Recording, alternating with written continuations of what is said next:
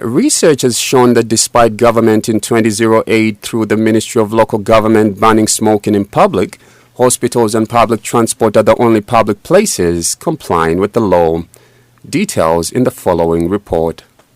When I was young, I started smoking when I was a teenager because my parents used to smoke by then. I started a long time. This is his testimony on how he started smoking cigarette when he was only about 15 years of age. Chongo, not his real name, also explained that it has been difficult for him to quit smoking despite his desire to do so. I have tried to stop smoking, but I have failed. In Zambia, an estimated 16% of the country's population consumes some form of tobacco products, while 12% of the population use smoked tobacco products such as manufactured cigarette, pipes and shisha.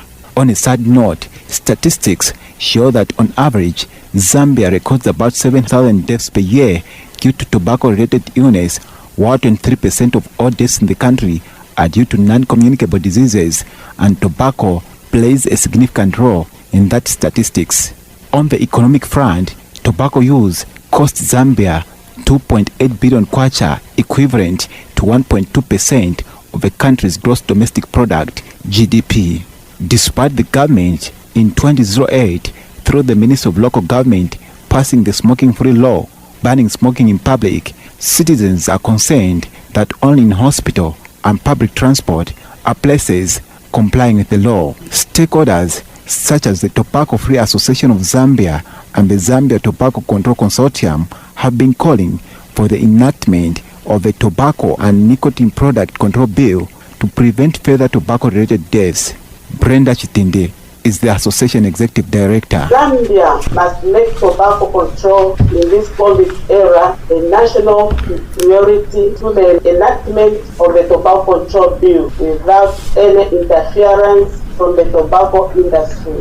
But farmers who are in the business of tobacco justify their engagement in this kind of business. We know that tobacco is harmful to health, but all what we are asking the government is to provide us with crops that would give us money to sustain our livelihood.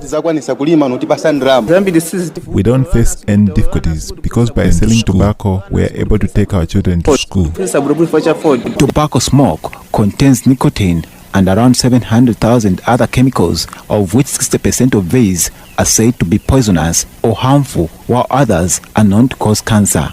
Dr. Mwenen Seluke is the national focal point for World Health Organization Framework Convention on Tobacco Control and explains the effects of tobacco smoking. Some of the basic effects of nicotine, you find that your heart begins to beat very fast. Your blood pressure increases. Number of non-communicable diseases like diabetes, stroke, and many others, they also tend to be on the increase. Minister of Health Permanent Secretary for Technical Services, Kennedy Manama, now explains the connection between tobacco smoking and the deadly COVID-19 pandemic. Smokers are likely to be more vulnerable to COVID-19 as the act of smoking exposes fingers and possibly contaminated cigarettes when they come into contact with the lips, which increases the possibility of transmission of the virus. Dr. Malama also reaffirmed the government's commitment to tabling the tobacco and nicotine product control bill, which has been dormant for more than 10 years. The government of the Republic of Zambia revised the anti-smoking laws to ban smoking in public places. Further, let me assure stakeholders that government remains committed to considering and tabling the tobacco control bill.